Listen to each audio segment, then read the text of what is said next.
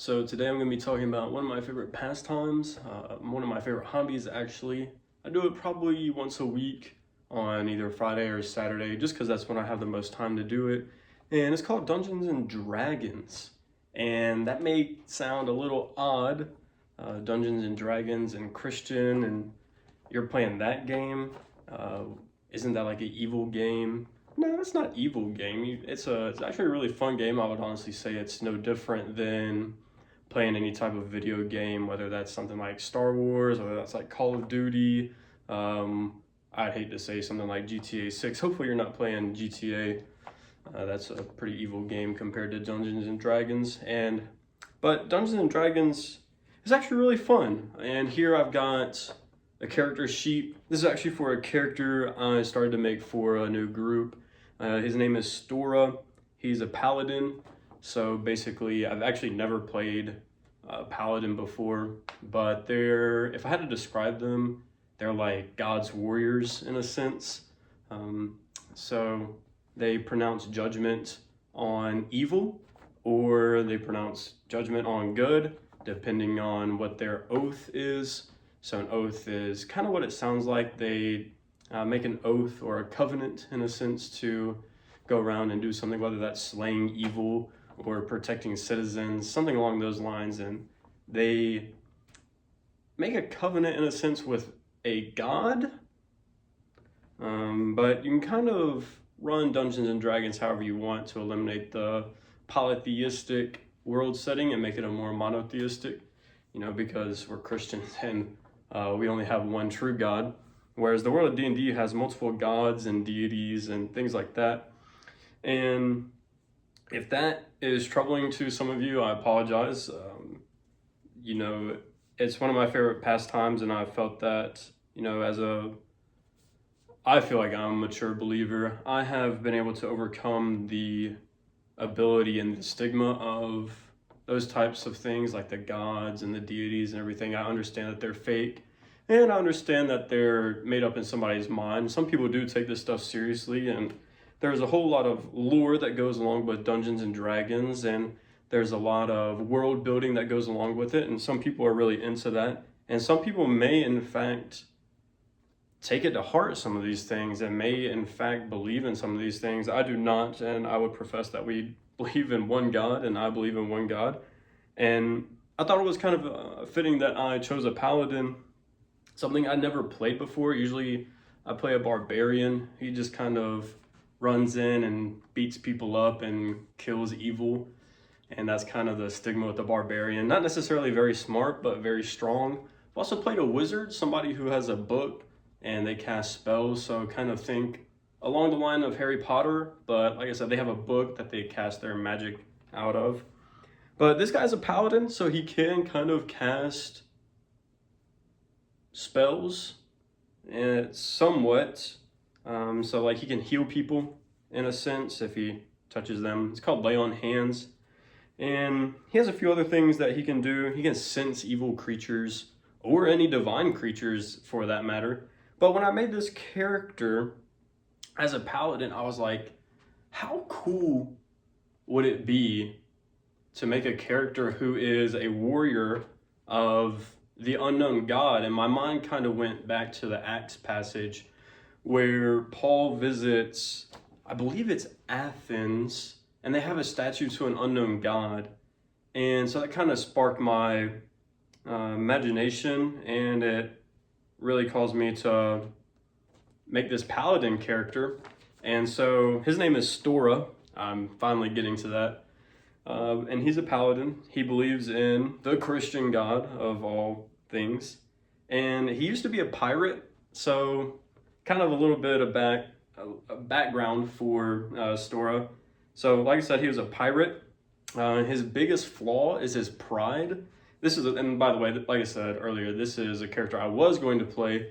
I don't know if I'm going to play him now, but I'm just kind of running over, the background of this character and my thoughts going into making him and everything. I wanted somebody to be, in a sense, like me.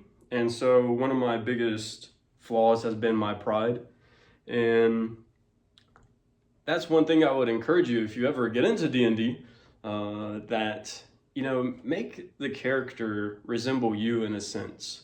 Make the character somebody that you can relate to and somebody that you feel a connection with. Because sometimes, in a sense, the character is like an otherworldly creation of you. You put your thought, you put your heart, and you put your mind and imagination into creating a character, and that's what you come up with. And you can adapt them and you can change them how you would like. Even, how they look. They can literally be just you in a different world. They can look exactly like you, or they can be somebody else. But Stora, as I said before, he's a human paladin. He used to be a pirate, and he eventually came to. He understood that his ways of cursing everything and living his own life, stealing from people, having adulterous relations, and not that I've had adulterous relations, and his pride were all things that he needed to settle down with. And so eventually he just kind of found a temple to go to and start worshiping at, and he felt like none of the gods really cared about him. And then he found, the one true God, and how he did that is sort of a mystery. I haven't come to that part yet. But Stora is my third character that I've ever created for Dungeons and Dragons. I really love this game. It forces you to be creative. It forces you to think about your actions and what you want to do. If I had my dice with me, I'd show you my dice bag. There's probably like 40 dice in there. You have your regular ones, die 6. It's just 6-sided die. Then you have die 8, just what it sounds like, an 8-sided die, all the way up to a die 20. And they're all even numbers, so die 6, die 8, die 10, die 12, which is hardly used and is kind of the joke of the Dungeons and Dragons community. And then I don't think there's a die 14 or a die 18, but you do have a die 20, and that's the one that's used most for all your actions, whether that be attacking something, whether that be diplomacy, whether that be intimidating somebody, whether that be making a heal check as a paladin, or even trying to cast a spell. You roll a die 20 and you kind of flavor it how you would like with your own words, and the DM, based on your die 20 roll, allows you or doesn't allow you to do something, and you either attack the enemy, bluff, or you intimidate the enemy, or intimidate even a regular citizen of whatever city you're in. So it kind of just depends on what you want to do. And like I said, it's really fun. It forces you to use your imagination. And one of the things that it's really helped me with is getting outside of my comfort zone. Back when I first started college, Dungeons & Dragons was something that I did want to get into, and I really just didn't know how to do it.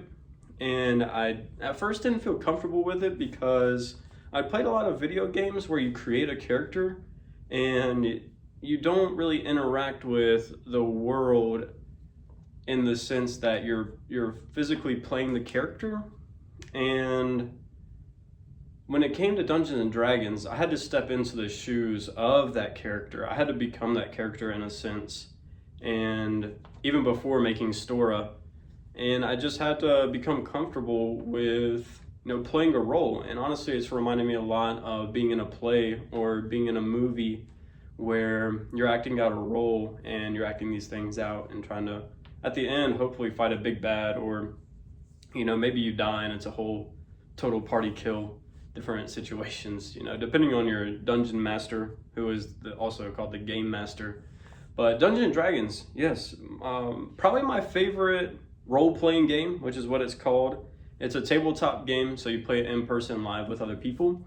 Some do it online, but it is actually a really fun game. And I know there's a stigma about it, but I wouldn't let the stigma hold you back if you ever would like to try Dungeons and Dragons. And it does get you out of your comfort zone. And I think because of those things, it really is one of my favorite games, and it helps me use my imagination, and it's helped me to be more creative in my life. Thank you.